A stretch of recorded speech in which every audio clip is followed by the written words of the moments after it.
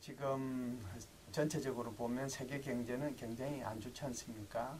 그래서 미국만 빼고는 뭐 전체적으로 굉장히 안 좋은 상황이죠. 전 세계가 사실은 이 경제를 좀 활성화시키기 위해서 다양한 정책을 썼습니다. 양적 완화도 시켜보고 저금리도 시켜보고 했는데 별로 나아진 것이 없거든요. 그러다 보니까 이제 어떻게 하면은 나 혼자라도 잘 살아야 될 거 아니냐 이런 이제 생각들이 좀 퍼지는 것 같아요. 작년도에 영국이 소위 말하는 유럽연합에서 탈퇴하는 브렉시트가 이제 그 단초라고 볼 수 있는데요. 영국이 이제 그랬다라고 하면 미국에서도 이제 이와 똑같은 현상이 일어났거든요. 트럼프 대통령이 당선이 되면서 후보 시절에 자신이 표현했던 대로 뭐 미국 우선주의, 자기 임기 동안에는 하여간 미국 우선주의를 해서 잘 살겠다 그런 생각을 하고 있기 때문에 이러한 불확실성 이런 것들이 이제 올해 한 해 동안 전 세계를 좀 어렵게 만들지 않겠느냐 이런 생각을 합니다. 트럼프 행정부가 등장을 했을 때요, 사실상 그 캠페인을 할 때 소위 말하는 뉴 아이솔레이션, 소위 말하는 신고립주의 경향으로 갈 거다라고들 다들 얘기를 했거든요. 그런데 사실 그 트럼프 이 당선인의 얘기를 들어보면 또 그렇지도 않아요. 오히려 힘을 통한 평화를 추구해 나가겠다라고 얘기합니다. 이게 peace through strength라고 이제 표현을 할 수 있는데요. 이것이 이제 트럼프 당선인의 표현을 그대로 빌면 앞으로 연방 예산 자동 삭감 조치라고 하는 쉬캐스트 이걸 전반적으로 수정을 하겠다. 가장 이제 피해를 많이 보는 부분이 바로 국방 예산 분야라고 볼 수 있는데요. 이 쉬캐스트를 중단시키겠다라고 얘기를 하고 그리고 나서 이제 국방 예산을 1조 달러까지 올리겠다라고 얘기를 했습니다. 미국의 육군을 49만 명에서 53만 명으로 늘리고요. 미군의 그 해군 함정을 지금 270척에서 350척으로 늘리겠다라고 얘기를 하고요. 공군 전투기는 1100대에서 1200대로 늘리고 해병대는 23개 대대에서 36개 대대로 늘리겠다라고 얘기하거든요. 이것만 보면 바로 이 트럼프 대통령 당선인의 앞으로 어떻게 이 외교안보 정책을 추진해 나갈 것인지를 막 한눈으로 보여줄 수 있는 부분이 바로 이 부분이라고 볼 수가 있고요. 두 번째는 결국 이러한 힘을 통한 평화를 추진해 나가기 위해서 어떤 안보 라인을 구성했느냐가 중요하잖아요. 그렇게 보면 뭐 마이클 플린이라든지 폼페오라든지 마티스라든지 뭐 이런 사람들이 전부 다 군인 출신이기도 하지만 강성들입니다. 그래서 어떻게 보면 옛날 아들 부시 대통령 때 네오콘처럼 소위 말하는 뭐 파워콘이라고 할까요? 강성 보수주의자들로 구성이 됐다라고 볼 수 있거든요.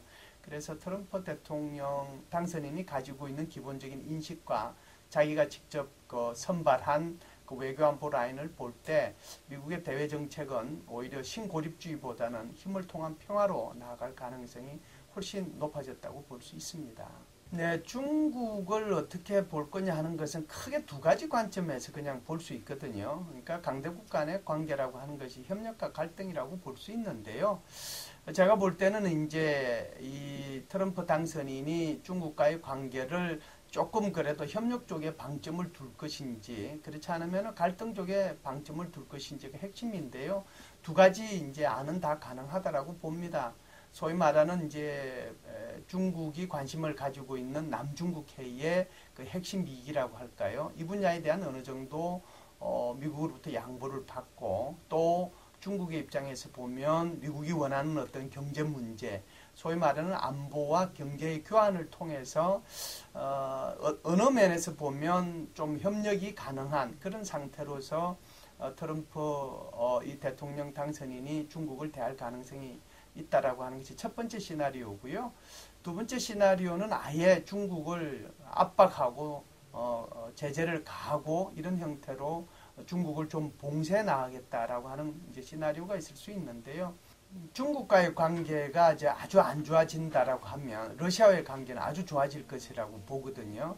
왜 크림반도를 러시아 것으로 인정하면 안 되느냐라고 하는 것이 핵심이고요. 이 연장선상에서 보면 이 미국과 유럽연합이 러시아에 대한 경제 제재 이런 것들에 대한 해제 가능성도 있을 수 있거든요. 제가 볼 때는 남자들끼리의 로맨스라고 하는 브로맨스의 가능성, 그것이 미국과 러시아 사이에 앞으로 일어날 가능성이 있다라고 보고요. 이걸 통해서 그동안 중국과 러시아와 아주 밀월 관계를 했다라고 하면 앞으로는 미국이 러시아를 자기 편으로 끌어들여서 미국과 러시아가 한편이 되면서 중국을 좀 압박하는 그런 모양새가 되지 않겠느냐라고 봅니다. 예, 일본의 아베 총리가 굉장히 발빠르죠. 우리가 이렇게 작년에도 보아왔다시피 이 트럼프 대통령 당선인이 당선되자마자 제일 먼저 전화를 했고 에이펙 회의에 참석하는 길에 잠시 들러서 트럼프 타워에서 트럼프를 만났을 정도로 아주 열성이고 그것뿐만이 아니고요. 아마 올해 1월 20날 이제 대통령에 직접 취임을 하고 나면 아마 미국을 방문하는 가장 첫 번째 외국 수반이 아베 총리가 될 겁니다. 그 정도로 기민하게 지금 움직이고 있다고 해도 과언이 아닌데요. 미국 입장에서 보면은 이제 고마운 친구가 될 수 있는 거죠. 왜 그러냐 하면 미국이 대전략적 차원에서 중국을 좀 통제하고 봉쇄하고 해야 되겠다라고 생각하면 미국 입장에서 보면은 일본은 정말 필요한 존재거든요. 또 일본의 입장에서 보면 일본과 중국 사이에 소위 말하는 센카쿠 제도를 둘러싼 소패권 경쟁이 벌어지고 있지 않습니까? 이런 차원에서 보면 일본의 입장에서 보면 미국은 또 굉장히 중요한 동맹일 수밖에 없고요. 그렇기 때문에 미국과 일본과의 관계는 현 상태보다 좋거나 현 상태를 유지하거나 그런 정도의 관계가 유지될 것으로 봅니다. 예, 지금 트럼프 대통령 당선인이 북한에 가지고 있는 그 인식을 이제 좀 이해할 필요가 있는데요. 북한에 대한 인식 자체는 공화당의 인식이라고 봐야죠. 소위 말하는 김씨 일가가 지배하는 노예 국가라고 규정을 했고요. 미국과 북한 사이의 관계는 초기에는 좋게 이루어질 리가 없다라고 보고요. 오히려 미국은 북한에 대해서 지금 오바마 행정부가 하고 있는 것 이상의 대북 제재를 하게 될 것이고요. 아마 당분간은 북한에 대해서 굉장히 강한 이런 압박 정책이 나오지 않겠느냐 이런 생각을 합니다. 북한 핵 문제는 이렇게 보는 거죠. 반드시 이제 해결을 해야 된다라고 보는데요. 북한 핵 문제를 해결하는 방법이 예를 들면 이제 북한에 대해서 압박을 통해서 그리고 북한에 대해서 소위 말하는 선제 공격이라는 이 카드를 통해서 북한을 대화의 장으로 끌어내려고 하는 것이죠. 북한의 입장에서 보면 비핵화는 없다. 절대로 핵을 포기하지 못한다라고 하기 때문에 여기에 대해서 미국과 북한 사이에서 초반에 좀 갈등이 있으리라고 생각을 합니다. 북한의 입장에서는 미국과 대화를 시도하려고 할 겁니다. 대화를 시도하려고 할 텐데 그 대화의 핵심이 결국은 비핵화냐 그렇지 않으면 핵동결이냐 이것이 아마 핵심이 될 겁니다. 미국은 비핵화에 방점을 둘 것이고요.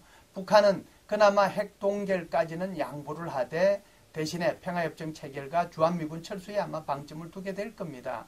여기에 대해서 미국과 북한 사이에 대화가 이렇게 이루어지게 될 텐데 제가 좀 전에 말씀드린 대로 절대로 트럼프가 북한이 원하는 시기와 장소 그리고 북한이 원하는 의제를 가지고 대화에 응하지는 않을 것으로 봅니다. 트럼프 당선인을 한마디로 표현하라고 하면은 여전히 불확실성이거든요. 트럼프 대통령 당선인이 앞으로 이 안보 정책을 어떻게 펼쳐나갈지 또 경제 정책을 어떻게 펼쳐나갈지 자기 공약을 그대로 실천할지 또 얼마나 수정해 나갈지 여기에 대한 불확실성이 존재하는 건 사실입니다. 사실상 미국의 대외 정책들이 결정되는 것은 통상 취임하고 난 뒤에 한 6개월 정도 시간이 소요되는 거거든요. 그래서 6개월 정도는 계속해서 이 불확실성이 남아 있습니다. 이 불확실성 때문에 전 세계가 조금 불안해하는 건 사실이고요. 두 번째는 이제 한국을 되돌아보면 한국도 지금 불확실성이잖아요. 탄핵 정국 속에 있기 때문에 이것이 어떤 식으로 결말이 날지 이게 지금 불확실하거든요. 트럼프 대통령 당선인의 대외 정책의 불확실성과 한국 안보, 한국 미래 리더십의 불확실성이 지금 겹쳐 있는 상황이 적어도 향후 한 6개월 정도 지속될 수 있기 때문에 이때가 굉장히 위험한 시기라고 볼 수 있습니다.